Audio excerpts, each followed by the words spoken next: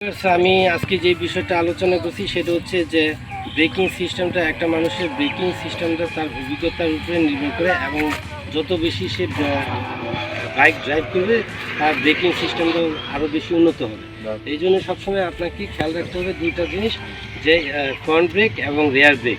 কিন্তু আরেকটা আছে অ্যাক্সিলারেশন ব্রেক, যেটা নাকি পিকআপের হাতের ডান পাশে যেটা থাকে সেটা অ্যাক্সিলারেশন ব্রেক। আর ব্রেক করার সময় আপনাকে দুই আঙ্গুল অথবা এক আঙ্গুল রাখতে হবে ব্রেকের মধ্যে, যাতে অনেক সময় আপনি যে কোনো সময় ওই এক আঙ্গুল দিয়ে বা দুই আঙ্গুল দিয়ে ড্রাইভ করতে পারেন। ব্রেকিং সিস্টেমটা হচ্ছে এইরকম, রেয়ার একদম স্লো, হালকা, এরকম হালকা পায়ের টোর ঠিক এরকম হালকা প্রেস করতে হবে। দুইটা একসাথে কম্বাইন করে ব্রেক করতে হবে। ব্রেকটা দুইটা একসাথে কম্বাইন করে এরকম একসাথে দিতে হবে, যেমন 10, 20, 30, 40, 50 এরকম, অর্থাৎ পার্সেন্টেজ হিসাবে ধরতে হবে। একসাথে কখনো এরকম অ্যাটাক করে ব্রেক করা যাবে না, অর্থাৎ হুট করে চাপ দিয়ে ব্রেক করা যাবে না।